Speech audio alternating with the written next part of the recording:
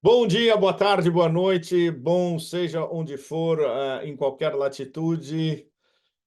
Pepe Café hoje vem de um lugar extremamente especial, do Golfo de Morbihan, na Bretanha. O mar está aqui do meu lado. Não dá para ver porque é de tarde. Eu tenho uma vista espetacular. Esse é o meu mini office na frente do mar. Eu tenho um jardim de 50 a 60 metros, você anda o jardim e você cai no Golfo de Morbihan, que é absolutamente espetacular. Tem pôr do sol aqui, você acha que está no Mekong, você acha que está no Camboja ou no Vietnã. É uma maravilha. Hoje de manhã eu fui ao mercado comprar todos os ingredientes para almoços e jantares. É o lugar ideal para recarregar as baterias depois de uma viagem alucinante no Brasil. E na semana que vem eu estou na estrada de novo. Eu vou ficar 6 meses viajando sem parar, praticamente sem parar, incluindo Rússia 2 vezes, ah, no fim do mês e no setembro, outubro. Eu vou ao G20 no Rio. Eu resolvi em novembro. Depois eu vou a Lima. Vai ter China no meio. É uma loucura total. Bom. Hoje eu vou fazer um Pepe Café relativamente leve, que na verdade não vai ser leve. Vai ter muitas bombas no meio, mas você está num lugar paradisíaco como esse, e carregando as baterias, é uma loucura. Bom, eu perco o sono no meio da noite, preocupado com um monte de coisa acontecendo ao mesmo tempo, o que que vem pela frente e tal. Mas aí você sai. Você vai ao mercado, você dá uma caminhada na praia, mergulha, a água está geladérrima, mas até um mergulho porque te acorda. Ah, e pelo menos contrabalança a demência crescente em tudo. E, bom, eu podia começar por vários ângulos, mas eu vou dar. Eu estou improvisando, isso aqui é free jazz total hoje. A intersecção da viagem de Xi Jinping à França, e na sequência ele vai para dois países importantíssimos para a China, a Hungria e Sérvia, que estão ligadas às novas rotas da seda, não à França, e a inauguração de Vladimir Putin, o novo governo russo. Terça-feira no Kremlin, que foi um espetáculo magnífico e com muitas coisas importantíssimas que foram ditas por Putin. Bom, olha, eu vou começar numa clave, pelo menos humorística. Esse aqui é o Canard Enchaîné. Não sei se vocês conhecem. O Canard Enchaîné é o melhor jornal satírico francês. Tem um senso de humor excepcional, especialmente para ridicularizar quem está no poder. Eles recebem informações privilegiadas dos serviços secretos franceses, tanto externo quanto interno. Então, muita coisa que você lê no canal Enchaîné é informação de inteligência disfarçada e com um swing muito agradável. É uma delícia ler o canal, porque tem de tudo. Tem desde elaborações do que está acontecendo nos corredores até ataques super barra pesada. E no caso do Macron, então, nossa, eles podiam fazer um por dia, na verdade. O canal sai toda quinta-feira. E eles podiam fazer um por dia falando das estupidezes absolutamente absurdas do que a gente chama de macronismo. Então, no começo da semana, em Paris, nós tivemos um espetáculo absolutamente extraordinário, né? O Le Petit Roi, com sua verborragia infinita, onde ele é capaz de alinhavar 5 minutos de longos períodos sem dizer absolutamente nada, recebendo o grande panda Xi Jinping. Ou seja, teoricamente, essa seria uma viagem onde Macron estava querendo vender duas coisas para Xi Jinping.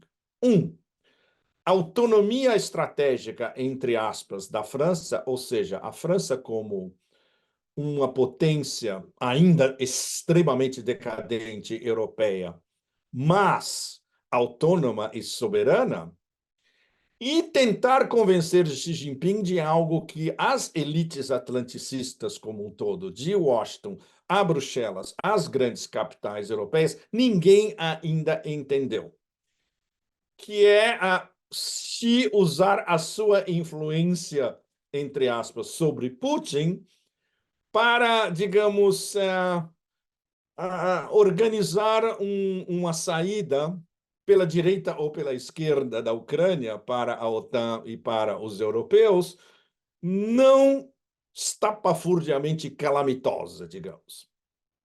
Isso prova mais uma vez que não só Macron, como todos os que estão em volta dele, não entendem absolutamente nada, na verdade, menos que zero, da relação estratégica, da parceria estratégica abrangente Rússia-China.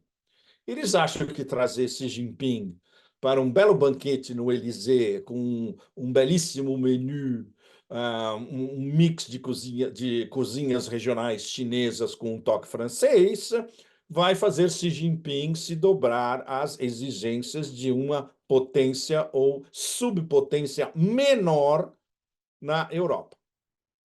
O mais extraordinário é a foto principal dessa história toda, porque não é na mesma mesa Xi Jinping e o reizinho francês. Tinha um terceiro personagem que se imiscuiu na mesa, se forçou a estar na mesa e depois falou o que não se podia vazar da mesa. E essa que é a melhor história de todas. O Canard Enchaîné, eles não, evidentemente, eles não pegaram o que aconteceu na mesa. Não teve tempo. Isso vai sair provavelmente na próxima edição. E a manchete é muito engraçada. A manchete fala: Xi Jinping, em vez de toda essa palhaçada que o Macron quer fazer comigo aqui, eu preferia ter subido na montanha Mao. Mas isso é um jogo de palavras. Cola, cola em francês é tanto gravata ou colarinho quanto montanha. Então ele fala, eu preferia ter subido a montanha mal ou eu preferia ter usado um colarinho mal, em vez de ter que aguentar o blá blá blá desse reizinho que, do ponto de vista da China como grande, como uma superpotência, é um paizinho menor na Europa. Porque Xi sabe perfeitamente quem manda na Europa. E a constatação gráfica disso foi justamente a mesa, onde estava Xi Jinping, à esquerda, Macron, teoricamente, no centro da mesa, e adivinha quem estava do lado direito? Ursula von der Leyen, também conhecida como Ursula von der Leyen. Eu a chamo de Pústula von der Leyen porque ela é verdadeiramente uma pústula que mente. Lügen é mentir em alemão. Vem de Lügenpresse, a prece que o jornalismo que mente, que é uma coisa que vem da época de Weimar, nos anos 1920 na Alemanha. Então, a medusa tóxica, como eu também a defino, estava na mesa, e a agenda da mesa, na verdade, não foi a autonomia estratégica da França. Afinal, o dito líder da França tinha convidado o líder chinês para uma visita, e no último minuto, a verdade é que não é que ele chamou a medusa tóxica ordenou ao petit roi Macron que ela tinha que estar na mesa, na conversa, na verdade, não a dois, mas a três, com Xi Jinping. E tudo isso que a gente está falando foi comprovado depois pela medusa tóxica, pessoalmente, em uma conferência de imprensa, onde, na verdade, ela reiterou o que todo mundo já sabia que ela ia falar un petit comité, digamos, a portas fechadas, mas não a tão portas fechadas, porque ela falou isso na mesa, na frente do reizinho. Ela ameaçou a China, ela ameaçou Xi Jinping diretamente. O que ela deve ter dito na mesa foi exatamente o que ela disse na conferência de imprensa. Ela censurou a China. Veja bem, isso em termos de turbocapitalismo e do dito capitalismo de mercados livres, isso explica tudo para vocês, como não existe essa noção de mercados livres. Existem mercados livres quando nós, os vassalos, que cumprimos as regras da ordem mundial baseada em regras do império, decidimos. Quando não somos nós que controlamos esse mercado livre, não pode. Então, a medusa tóxica acusou a China tacitamente de supercapacidade ou de superprodução. E o que é pior, ela ameaçou a China: se vocês não cortarem a sua supercapacidade de produção, no fundo, ou seja, o fato de que vocês conseguem manejar o sistema capitalista muito melhor do que todos no Ocidente, nós vamos sancioná-los. Eu acho que eu vou ter que repetir essa frase de novo para ficar bem claro para todos vocês o degrau de imbecilidade estratosférica, não só da medusa tóxica na Comissão Europeia, mas o fato de que ela estava repetindo a agenda americana para o final da administração do cadáver da Casa Branca e para um possível Trump 2.0 a partir do começo de 2025.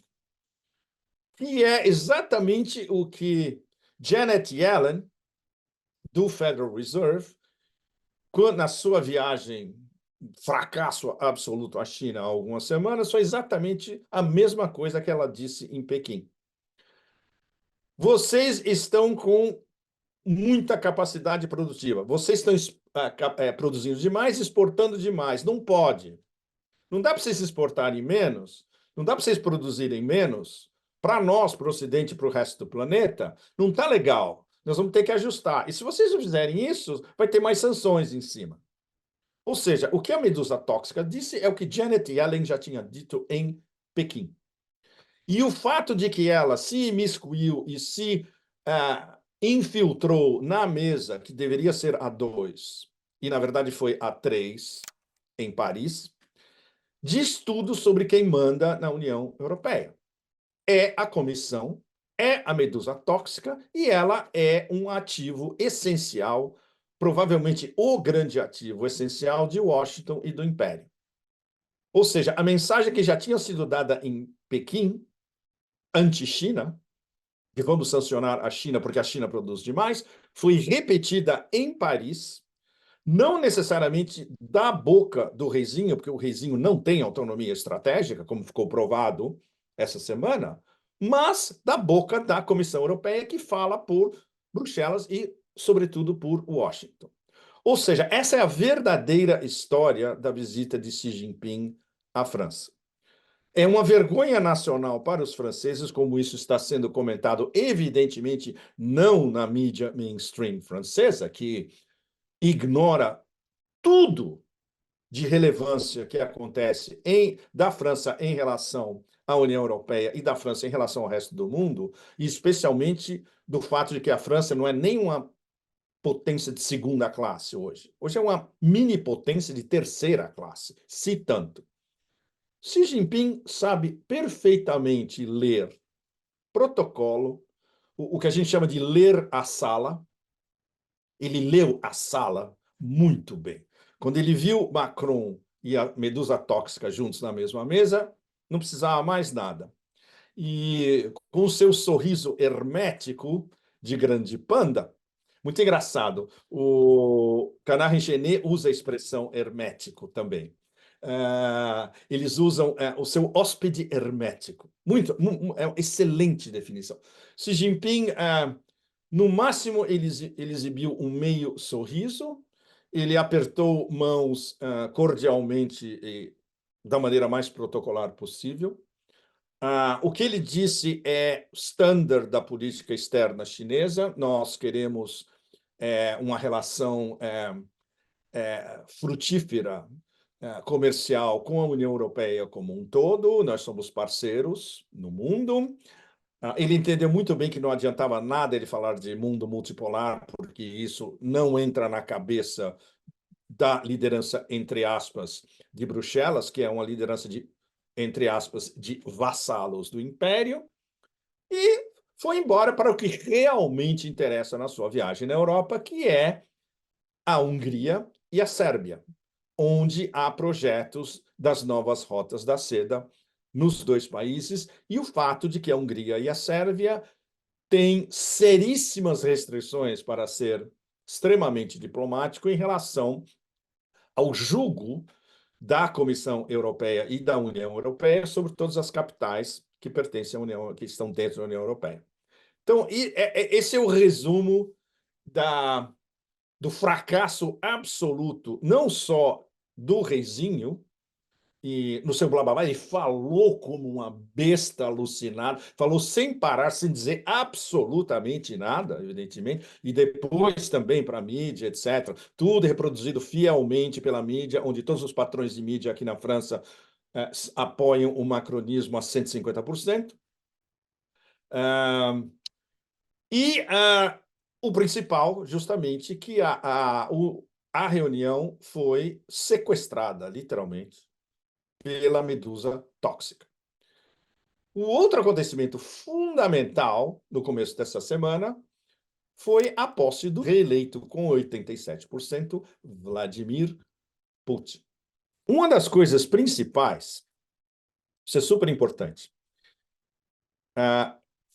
talvez o principal de todo, que a Rússia, e apenas a Rússia, vai decidir o seu futuro.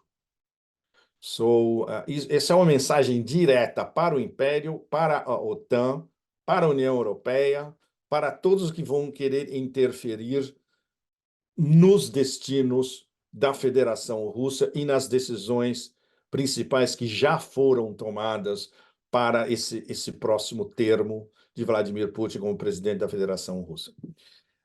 Uma das mensagens mais claras em tudo que ele disse logo após a inauguração, e aí eu vou citar a tradução direta do russo. Basicamente, a Rússia chegou como uma das grandes potências mundiais. E isso ninguém vai conseguir mudar. Por exemplo, o Putin disse que desde 2000, quando ele foi eleito pela primeira vez, eu lembro muito bem porque eu estava cobrindo a eleição de Putin em 2000 em Moscou, há 24 anos, com o apoio do povo da Federação Russa, o que, sem dúvida nenhuma, porque justamente foi reeleito com 87% dos votos, nós estivemos sempre firmes contra os ataques do terrorismo internacional e salvamos o país de uma ameaça real de colapso. Isso é exatamente o que aconteceu nos anos 2000, na primeira década, 2000 a 2010. E especialmente agora, onde depois do início da operação militar especial, em fevereiro de 2022, são 2 anos já, as diversas vertentes e gradações de neonazismo emanando de Kiev e, obviamente, armadas, apoiadas e instigadas por todas as facções do Deep State americano. Já ficou claro, e ficou ainda mais claro essa semana com outros vazamentos, de que a guerra na Ucrânia, e muito antes da resposta russa, que foi a Operação Militar Especial há 2 anos, ou seja, estão se suicidando. E o suicídio da Europa ainda foi mais reconfirmado nesta semana, nesta mesa A3, e depois com a medusa tóxica, dizendo abertamente para todo mundo que se a China não parar de superproduzir para o planeta inteiro e também para a Europa, ela vai ser sancionada.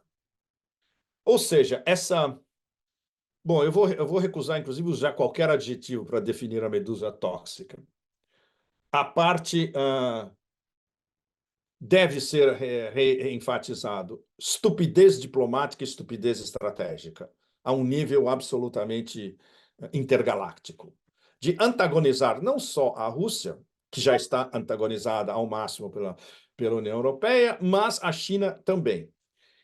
E deixando claro que a veleidade do reizinho de achar que poderia, com um convite e com a visita de Xi Jinping, convencer Xi Jinping a, entre aspas, abandonar a sua relação próxima com a Rússia ou, entre aspas, influenciar Putin em relação ao futuro do que vai sobrar da Ucrânia, isso foi posto a nu como uma falácia e como outra estupidez absolutamente cósmica.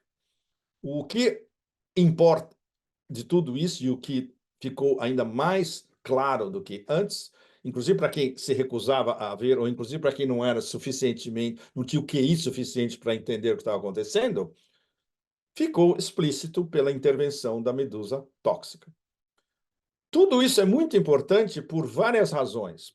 A viagem do Xi à França e depois a dois parceiros estratégicos das novas rotas da seda, Hungria e Sérvia, em paralelo com Putin chegando ao poder mais uma vez, com um novo governo e com carta branca para fazer o que ele quiser, em termos de decisões estratégicas a curto, médio e longo prazo, e decisões militares também, e decisões envolvendo como os russos querem conduzir a derrota brutal da OTAN na Novorossia, vai ser discutido em pessoa, daqui a alguns dias, em Pequim, adivinha por quem? Por Vladimir Putin e Xi Jinping, face a face. Esse é o grande acontecimento dessa primeira metade desse ano extremamente turbulento, 2024, o ano que eu chamei o ano da grande decisão, porque é o ano da presidência russa dos BRICS.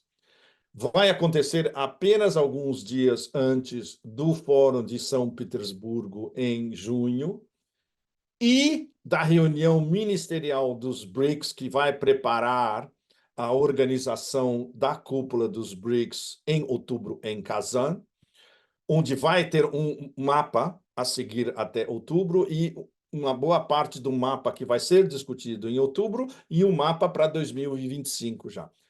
Tudo isso vai ser discutido em pessoa, face a face, entre Putin e Xi, em Pequim, daqui a alguns dias. Ou seja, esse é o grande acontecimento da primeira metade do ano 2024. Então, eu deixo vocês daqui da Bretanha, recarregando todas as baterias para cair na estrada sem parar depois por 6 meses, pelo menos, com um voto auspicioso de que o caminho para o mundo multipolar continua sendo elaborado em minúcias pela parceria estratégica Rússia-China. Eles têm uma visão cada vez mais clara da oposição brutal vindo de toda a frente atlanticista, da sede do Império até os vassalos da União Europeia. Eles sabem como lidar com isso, eles estão, inclusive, discutindo ao mais alto nível como de cada um dentro da sua profundidade estratégica e da sua soberania de fato que os dois têm, como eles estão lidando com tudo isso, especialmente nas próximas semanas e meses, que vão ser cruciais para determinar não só o que vai acontecer esse ano, mas a partir de 2025. Por isso que 2024 é o ano da grande decisão. E o Pepe Café, vocês vão acompanhar isso de diversas latitudes, de diversos... A semana que vem, provavelmente, a gente vai falar da Itália. E vocês vão ser os primeiros a saber de tudo mais importante que está sendo decidido lá em cima para o nosso futuro multipolar, de nós todos. Muito obrigado, um grande abraço, beijo, café. Oh, tem caneca do Donbás até aqui juntos. Da Bretanha, direto para toda a diáspora lusófona e para todo o Brasil. Muito obrigado. Tchau, tchau.